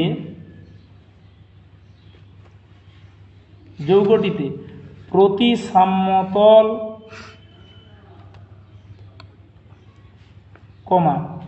প্রতিসাম্য কেন্দ্র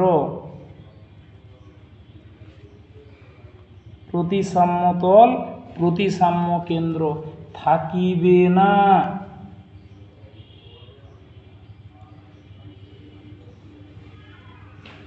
যৌগটিতে প্রতিসাম্যতল প্রতিসাম্য কেন্দ্র বল থাকবে না। ব্র্যাকেটে এই যে সিগমা সিমেট্রি, যেমন টার্মগুলো আগে লিখেছিলে, sigma symmetry i symmetry, sigma symmetry i symmetry, এই টার্মগুলো এগুলোই তো আমরা ব্যবহার করব। যে কোনো সিগমা থাকা চলবে না আর আইও থাকা চলবে না, মানে এক কথা যৌগটিকে যেন সমান দুভাগে ভাগ না করা যায়, তাহলেই তার জন্য আলোকীয় সমাবয়বতাটা অপেক্ষা করবে। ওকে, আসি এবারে 3 নম্বর। আচ্ছা, 3 নম্বর পয়েন্টটা ডবল স্টার দিয়ে দাও। শোনো, এই 1 আর 2-র উপরে বেশ করে 3-এ পৌঁছেছি, 3 নম্বরটাই হচ্ছে ব্যাখ্যার জন্য উত্তর হবে। তুমি উত্তর লিখবে 1 আর 2-র উপর দেখে, কিন্তু ব্যাখ্যাটার সময় এই পয়েন্ট যেন তোমার আছে যে এই যৌগটা আলোক সক্রিয় হচ্ছে, কেন হচ্ছে, এই কথাটা যেন থাকে তার মধ্যে। 3 নম্বরে লিখো, যৌগটি ও তার দর্পণ প্রতিবিম্ব, যৌগ এবং তার দর্পণ প্রতিবিম্ব পরস্পরের উপরিপাতযোগ্য যেন না হয়, পরস্পরের উপরিপাতযোগ্য যেন না হয়। যৌগ এবং তার দর্পণ প্রতিবিম্ব পরস্পরের উপরিপাতযোগ্য যেন না হয়। দিয়ে ব্র্যাকেটে ইংরেজি টার্মটা লিখো, প্রায় কোথায় কোথায় এটা আমরা ব্যবহার করব। ব্র্যাকেটে লিখবে never super imposable, IMPOSABLE, never super imposable mirror image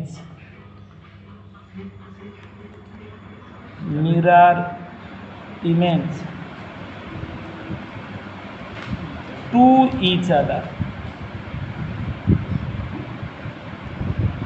never super imposable mirror image to each other. Okay, আচ্ছা কীটা বললাম আগে মিলিয়ে নাও, এই কথাটাই সব কিছুর ঊর্ধ্বে আছে। আসলে এইটা বলার জন্য এতগুলো কথা আমরা ব্যবহার করলাম। এই হচ্ছে বাম হাত, তাই তো, এর মিরর ইমেজটা হয়েছে বলো ডান হাত, এইটা নিয়ে এসে রূপে বসিয়ে দেবে। যদি পুরোটা মিলে যায় তাহলে তারা উপরিপাতযোগ্য, সুপার ইম্পোজেবল হয়েছে, আর যদি না মিলে তাহলে নেভার সুপার ইম্পোজেবল। এখানে বলছে তারাই পরস্পরের আলোকীয় সমাবয়বী হবে। যার মিরর ইমেজটা নিয়েছো, মিরর ইমেজটাকে তার উপরে চাপিয়ে দাও, দিলে যদি একেবারে তারা যা যেমন আছে সেরকম বা যেন না মিলে যায়, মানে দুটো যেন একই না হয়ে যায়, তাহলেই সে হয় পরস্পরের আলোকীয় সমাবয়বী। আচ্ছা, 3 নম্বর পয়েন্টটাই সবচেয়ে বেশি, যে যৌগ এবং তার দর্পণ প্রতিবিম্ব তারা যেন পরস্পরের কি হয়, যে mirror image to each other, never super imposable, যে কারোর সঙ্গে কোনোটা যেন উপরিপাতযোগ্য যেন না হয়। 4 নম্বর পয়েন্ট, 4র্থ পয়েন্ট,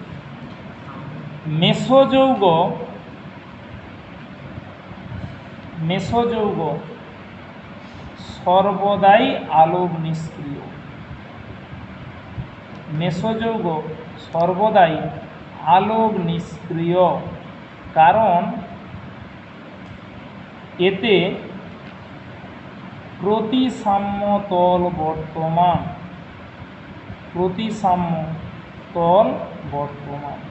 সিগমা সিমেট্রি এটাতে আছে। মেসোযৌগ সর্বদাই কি আলোক নিষ্ক্রিয়। আমাদের কন্ডিশনে বলা আছে সিগমা সিমেট্রি থাকা চলবে না, কিন্তু তুমি তো একটু আগে পড়ে এসেছো, তার ডেফিনিশনেই বলা আছে যে ওটাতে কি সিমেট্রি থাকবে, সিগমা সিমেট্রি, তাহলে সে কখনো আলোক সক্রিয় হবে না। তুমি যদি যৌগটা দেখে চিনতে পারো এটা মেসো কম্পাউন্ড, চোখ বন্ধ করে বলে দিবে এটা অবশ্যই আলোক নিষ্ক্রিয়। আর 5 নম্বরে রেসিমিক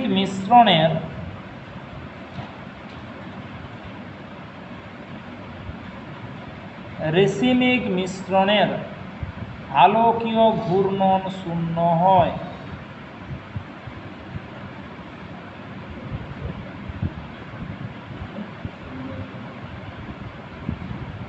রেসিমিক মিশ্রণের আলোকীয় ঘূর্ণন বল শূন্য হয়। তাই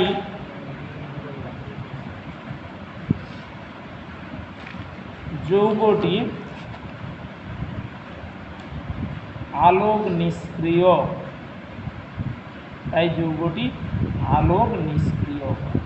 হ্যাঁ। রেসিমিক মিশ্রণের আলোকীয় ঘূর্ণন কত?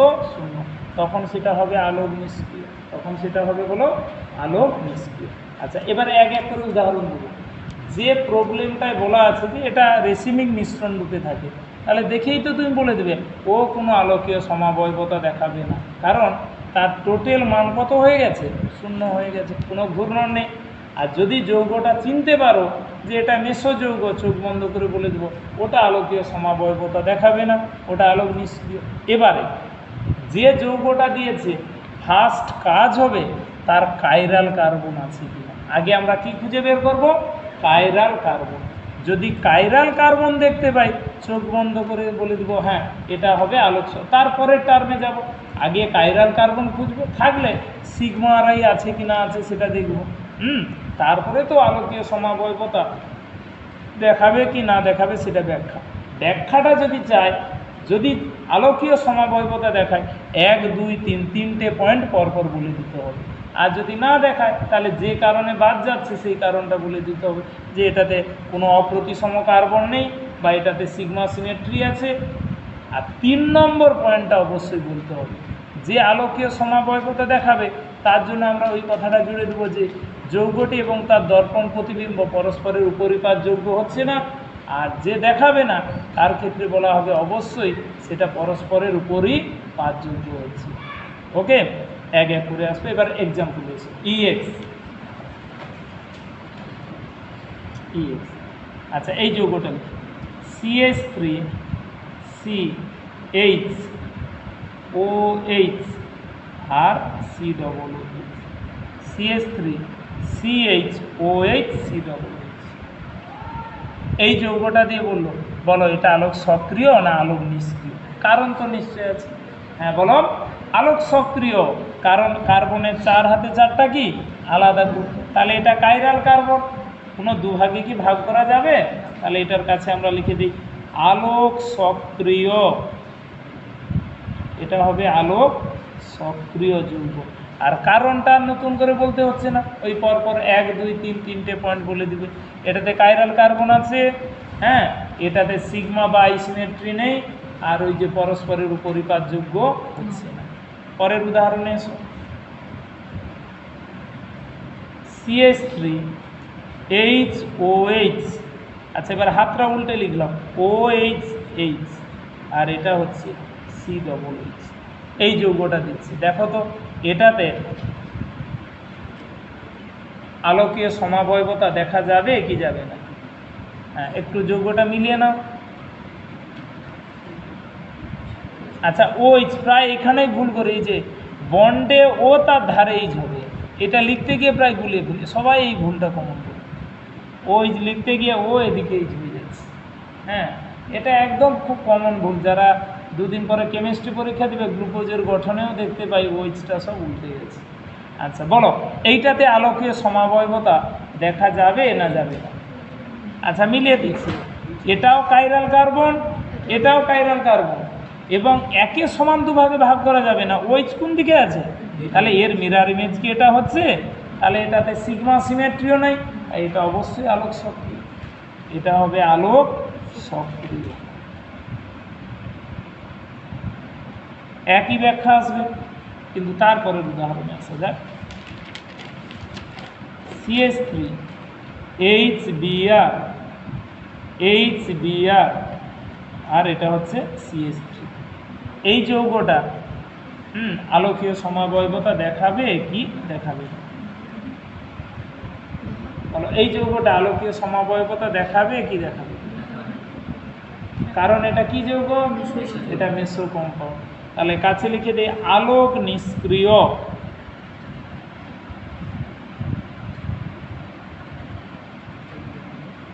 ব্র্যাকেটে মেসো যৌগ, আলোক নিষ্ক্রিয় ব্র্যাকেটে বলো মেসো কম্পাউন্ড, মেসো যৌগ। ওকে, আচ্ছা তারপরের উদাহরণে আসুন। CH3 C এক হাতে H অন্য হাতে OH আর CH3, এই যৌগটা আছে। CH3 CH OH বাকি হাতেও CH3। তাহলে এটা আলোকীয় সমাবয়বতা দেখাবে না দেখাবে না? দেখাবে না। কেন না? এটাতে কাইরাল কার্বন নেই। তাহলে আলোক নিষ্ক্রিয়,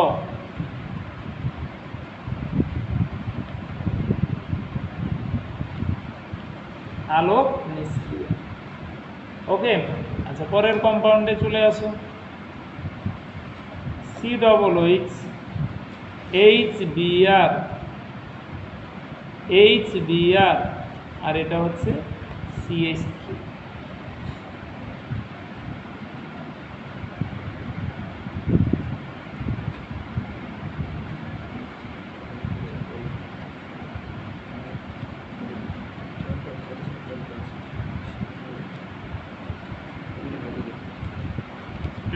আচ্ছা এটা আলোকীয় সমাবয়বতা দেখাবে না দেখাবে না? বলো বলো, দেখাবে। দেখাবে। এটা আর এটা আলাদা, তো একে দুভাগে ভাগ করা যাবে না। এগুলো প্রত্যেকটাই কাইরাল কার্বন, কোনো সিগমা সিমেট্রি এর নেই। সিগমা থাকতে গেলে এই দুটো গ্রুপকে তো একই হতে হবে। তাহলে এটার কাছে লিখে দিই আলোক সক্রিয়, আলোক সক্রিয়। ব্যাখ্যা লিখতে নিশ্চয়ই কোনো অসুবিধা হবে না। ওকে, তাহলে কোনো যৌগ আলোকীয় সমাবয়বতা দেখাবে কি দেখাবে না আমরা ওই টার্মগুলো দিয়ে ব্যাখ্যা করব। ডেফিনেশন থাকবে না, একটা যৌগ বা দুটো দিয়ে বলবো কি আলোকীয় সমাবয়বতা দেখায় এবং তার ব্যাখ্যাটা কী হবে।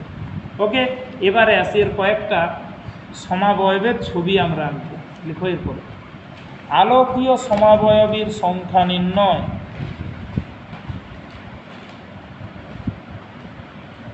আলোকীয় সমাবয়বীর সংখ্যা নির্ণয়।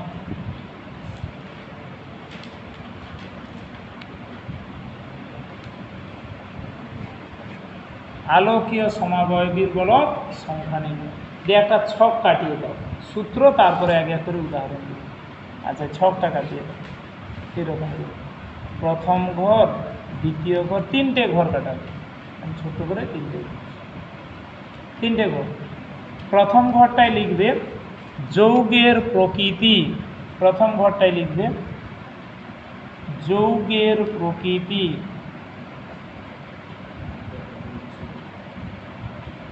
যৌগের প্রকৃতি প্রথম ঘরটায় আমরা কি লিখলাম? যৌগের প্রকৃতি, যৌগটা দেখতে কেমন।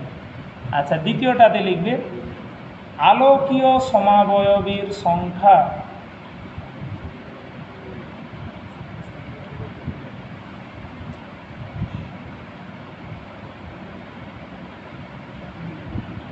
আলোকীয় সমাবয়বীর সংখ্যা ব্র্যাকেটে স্মল এ। আলোকীয় সমাবয়বী কটা পাবে? স্মল এ দ্বারা এটাকে আমরা প্রকাশ করি। আর ডান দিকের ঘরে বসাও মেসোযৌগের সংখ্যা। মেসোযৌগের সংখ্যা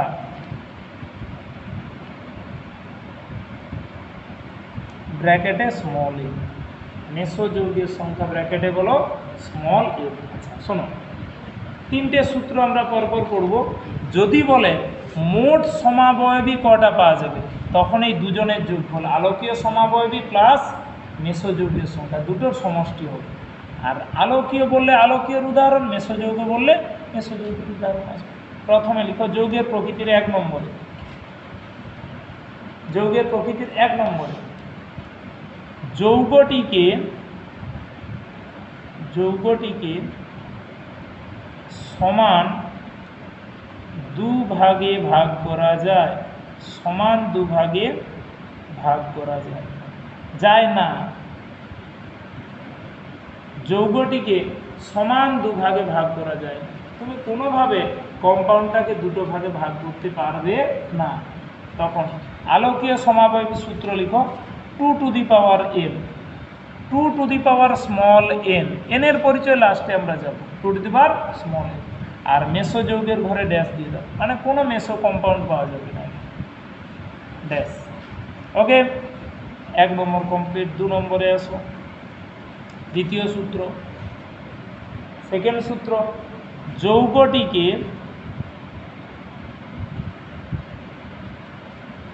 সমান দুভাগে ভাগ করা যায়, যৌগটিকে সমান দুভাগে ভাগ করা যায় এবং স্মল n, n একটি জোড় সংখ্যা, স্মল n, n একটি কি সংখ্যা হবে? জোড় সংখ্যা। যৌগটিকে সমান দুভাগে ভাগ করা যাবে এবং n একটি বলো জোড় সংখ্যা, n একটি জোড়। তাহলে এর সূত্রটা হবে, আলোকীয় সমাবয়বের সূত্রটা লিখো, 2 to the power n minus 1, 2 to the power n minus 1। Okay, আর এদিকে লিখবে 2 to the power n minus 2 by 2, 2 to the power n minus 2 by 2, যেমনটা লিখেছি। আচ্ছা, ঘর কমপ্লিট করে দাও। 3 নম্বরে এসো, যৌগটিকে তৃতীয় ঘরে সমান দুভাগে ভাগ করা যায়, সমান দুভাগে ভাগ করা যায় এবং n একটি বিজোড় সংখ্যা, সেটা জোড়ের সূত্র আর এটা বিজোড় সংখ্যা। n একটি বিজোড় সংখ্যা, অড নাম্বার।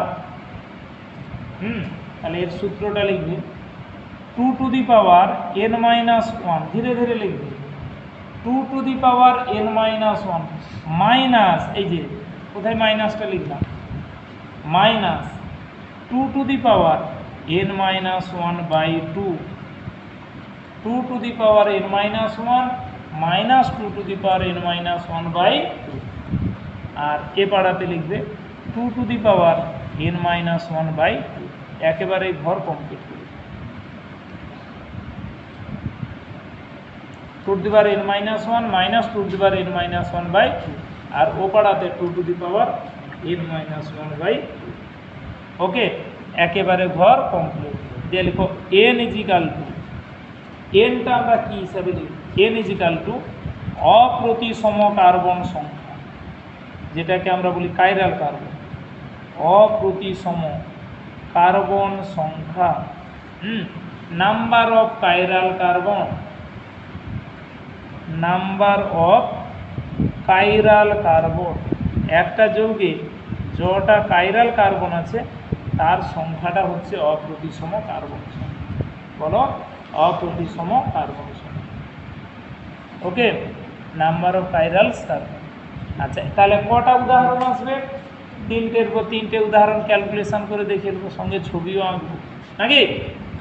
আচ্ছা, প্রথমে আসি EX1, প্রথম এক্সাম্পল EX1। আচ্ছা, আমরা যৌগটা লিখলাম CH3 CHOH CHOH COOH, এই কম্পাউন্ডটা আছে। CH3 CHOH CHOH COOH। ওকে, আচ্ছা, আগে বলো, এটাকে কি সমান দুভাগে ভাগ করা যাচ্ছে? যাবে না। এবং কাইরাল কার্বন আছে এটাই, মাঝের কার্বনগুলো হচ্ছে কাইরাল কার্বন, এইগুলো। তাহলে এটা একটা কাইরাল কার্বন, এটাও আর একটা কাইরাল কার্বন। মোট কটা পেয়েছি বলো? দুটো। তাহলে n সমান 2, n সমান 2। ওকে, তাহলে এবার কত নম্বর সূত্রে মিলবে? এক নম্বরে কোনো মেসো কম্পাউন্ড নেই, তাহলে সূত্রটা লিখো a সমান 2 to the power n equal to 2 to the power 2, that is 4টি। কটা আলোকীয় সমাবয়বী পাবে? 4টা। কোনো মেসো কম্পাউন্ড পাবে নাকি? তাহলে এবার এটাই উত্তর হয়ে গেছে। আমরা ছবি এঁকে দেখিয়ে দেবো সেই 4টা সমাবয়বী কীরকম হবে। আচ্ছা বলো কটা কাইরাল কার্বন আছে? এই যে ছবি আঁকার নিয়মটা দেখিয়ে দিই। তাহলে উপরে লিখে দাও আলোকীয় সমাবয়বী, এর সবটাই আলোকীয় সমাবয়বী, আলোকীয় সমাবয়বী। ওকে, আচ্ছা কটা কাইরাল কার্বন আছে? এই যে দুটো ভার্টিক্যাল লাইন আর একটা হরাইজন্টাল লাইন দেবে। যটা কাইরাল কার্বন তটা ভার্টিক্যাল লাইন, লম্ব বরাবর আর একটা কার্বন বসাইলাম। আচ্ছা প্রথম কার্বনে দেখো এক হাতে CH3, হ্যাঁ এখানে লিখলাম CH3, বসে দাও গ্রুপগুলো CH3, তারপর বাকি হাতে H আর OH, এই যে লিখলাম H আর এদিকে লিখলাম OH, 3 হাতে 3টে। এবার পরেরটাতেও H আর OH, পরের কার্বনেও কি আছে তুমি যেমন খুশি, এইদিকে লিখলাম H আর এদিকে OH, সেই একদিকে H একদিকে OH। বাকি হাতে কি আছে? COOH, এটাকে দাও 1 নম্বর। আচ্ছা 1 নম্বর গঠনটা যে যেটা এঁকেছো তার মিরার ইমেজটা লো, আর একটা হবে এই যে মাঝখানে ওরকম দাগ টেনে দিতে হয়, মিরার ইমেজ আর কি। শুধু ভার্টিক্যাল লাইনের হাতগুলো উল্টে যাবে, OH H OH H, আর এটা হবে COOH। এটা হচ্ছে 2 নম্বর গঠন। ভার্টিক্যাল লাইনের হাতগুলো সব কি হয়ে যাচ্ছে? উল্টে গেছে, আর বাকি যে যেমন ছিল তাই থাকবে। এখন এই OHটা লিখতে গিয়ে সব উল্টে যায়, আবারও মনে করতে বন্ডে ও ধারে H থাকবে, এইভাবেই তোমাকে লিখতে হবে, নাহলে বাড়িতে গিয়ে মিরার বসিয়ে দেখিয়ে দেবে ঠিক লিখেছি, তাই তো নাকি? এর চেয়ে আর সত্যতা কিছু হয় না। আচ্ছা কটা গঠন আঁকলে? এবার পরেরটাই এই যে 1 নম্বরে যে কোনো একটার H আর OH-কে উল্টে দাও, হাত একটাকে উল্টে দাও, দিয়ে তার মিরার ইমেজ নিবে আর একটা আছে। পরেরটাই যে চলে আসো, হ্যাঁ CH3 H OH, এটা তো যেমন আছে তাই। এই যে পরেরটায় হাত দুটোকে কি করে দিলে? উল্টে দিলে, তাহলে OH আর H, আর এদিকে তখন হবে বলো CH3, এটা তখন COOH, এটা 3 নম্বর গঠন। কি রে, এর মিরার ইমেজ হবে আর একটা। এইভাবে 4টা গঠন আঁকা হয়।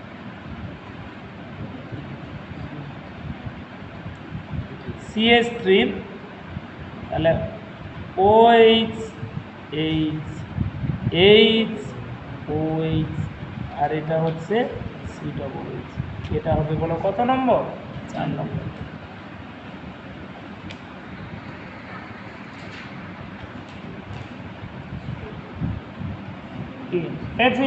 তাহলে মোট কটা? 4টা স্ট্রাকচার পেয়ে গেছি। এই হচ্ছে 1 নম্বরের উদাহরণ গেল। এরপরে কেউ যদি ঝগড়া করতে, স্যার আমি আর একটা নতুন গঠন এঁকেছি, ভালো করে লক্ষ্য করে 4টার মধ্যে কোনো একটা এঁকেছি, ঝগড়া করলে তো আর হ্যাঁ তুমি যেমনভাবে যেটাই লিখো দেখবে এদেরই কোনো একটাকে রিপিট করে দিয়েছো, সংখ্যায় আর বাড়বে না, শুধু ওই দেখতে মনে হবে যেন আমাদের চোখে আলাদা। আচ্ছা এটা গেলো প্রথমটার উদাহরণ। এবারে আসো EX2, সেকেন্ড এক্সাম্পল।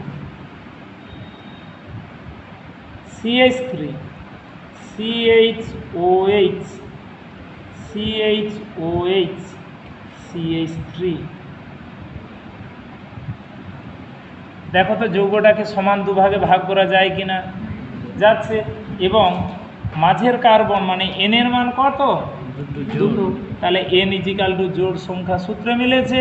তাহলে আগে A এর সূত্রটাই বসে দাও, A সমান 2 টু দি পাওয়ার n-1, তাই আছে। তাহলে 2 to the power 2 - 1, that is 2টি। তাহলে আলোকীয় সমাবয়বী কটা ছবি আঁকবে? 2টো। আর M সমান মেসোযৌগ আছে, তার সূত্রে বসে দাও, M সমান 2 টু দি পাওয়ার n-2/2 সমান 2 টু দি পাওয়ার বলো 2 - 2/2, 2 টু দি পাওয়ার 0 মানে 1টি হবে, উত্তর করে দাও 1টি। তাহলে আলোকীয় সমাবয়বী দুটো আর মেসোযৌগ একটা। মোট কটা ছবি হবে? তিনটে। প্রথম এখানে কিন্তু আগে উল্লেখ করতে হবে কোনটা আলোকীয় কোনটা মেসোযৌগ। আগে আমরা লিখি আলোকীয় সমাবয়বী।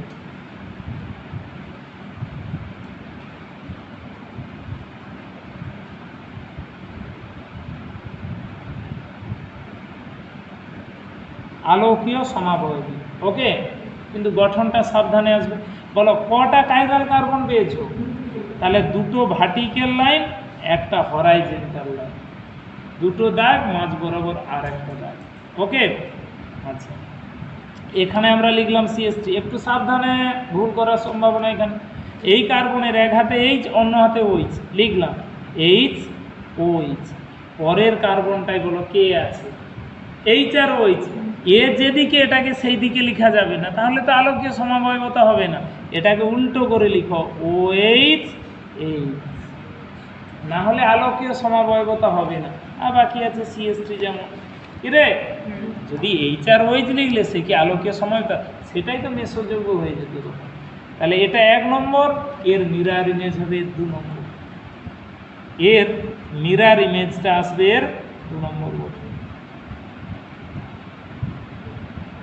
CH3 OH H H OH, আর এটা হচ্ছে তখন CH3, এটা হচ্ছে 2। ঠিক আছে? তাহলে 1 আর 2 বলো, এটা কোনো জটিলতা আছে? এটা আলোকীয় সমাবয়বতা। আর তার নিচে লিখো মেসোযৌগ। মেসোযৌগ কোনো ঝঞ্ঝাট নেই, এইচ আর ওইচটা ওই বরাবর লিখতে হবে।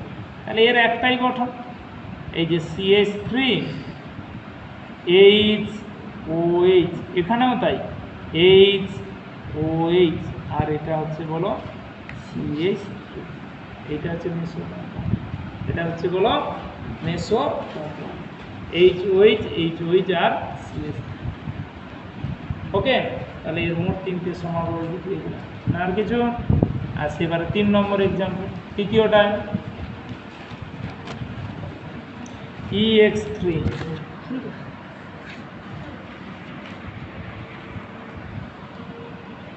EX3। আচ্ছা, উদাহরণটা আগে লিখো।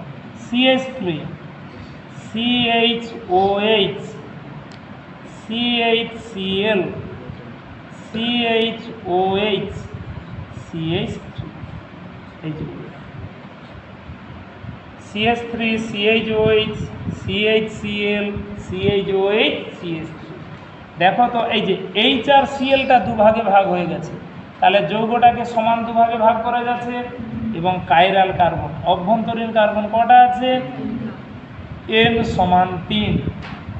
তাহলে সূত্রটা A সমান 2 টু দি পাওয়ার, কি লেখা আছে রে? N minus 1 minus 2 to the power N minus 1/2, তাই তো? মান বসে দাও।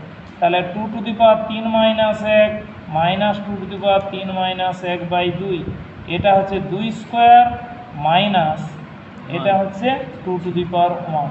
4 বিযুক্ত 2 মানে 2। কটা আছে? আলোকীয় সমাবয়বতী বলো কটা এসেছে? দুটো, দুটো। এবারে মেসোযৌগের সংখ্যা m সমান 2 to the power n minus 1/2, তাহলে 2 টু দি পাওয়ার 3 মাইনাস 1/2, তাহলে 2 টু দি পাওয়ার 1 মানে দ্যাট ইজ 2টি। আলোকীয় দুটো আর মেসোযৌগ কটা? তাহলে দুটোতে 4টা ছবি আঁকতে হবে। প্রথমে লিখে দাও আলোকীয় সমাবয়বতা।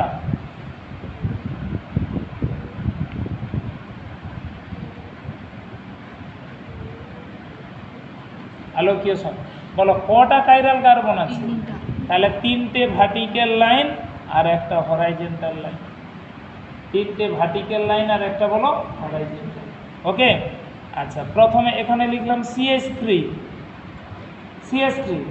আলোকীয়টা আঁকছি H আর OH, লিখি H আর OH। আচ্ছা, পরের কার্বনে H আর Cl, যে যেদিকে খুশি লিখতে পারো, ওটার জন্য কোনো ভুল হবে না। আমরা লিখলাম H আর Cl, কিন্তু তারপরে আসো এর H আর OH কে কী করে লিখব? উল্টো করে, না হলে আলোকীয়টা হবে না। OH H আর এটা হচ্ছে বলো CH3। এটা 1 নম্বর। এটা কত নম্বর? 1 নম্বর। এর মিরর ইমেজ হবে 2 নম্বর, এটার মিরর ইমেজ হবে 2 নম্বর।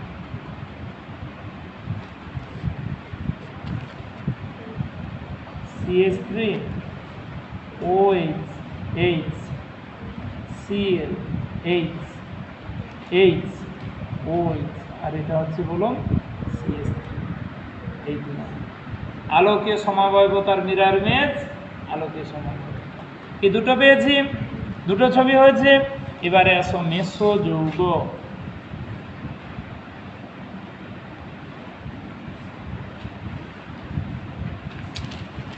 আচ্ছা, কোনো ঝঞ্ঝাট নেই, এইচ আর ওইচ যেখানে উল্টে লিখছিলে সেটা যেমন আছে সেই রকম। এই 3টে ভার্টিক্যাল লাইন, তাহলে CH3 HOH HCl, আর এটাও HOH, আর এদিক বরাবর CH3।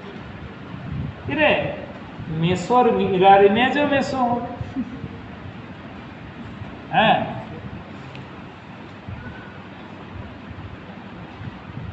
মেসো যৌগের mirror image মেসো compound. CH3 OH HCl HOH H, আর এটা হচ্ছে বলো এটা 2 নম্বর। এটা ক নম্বর?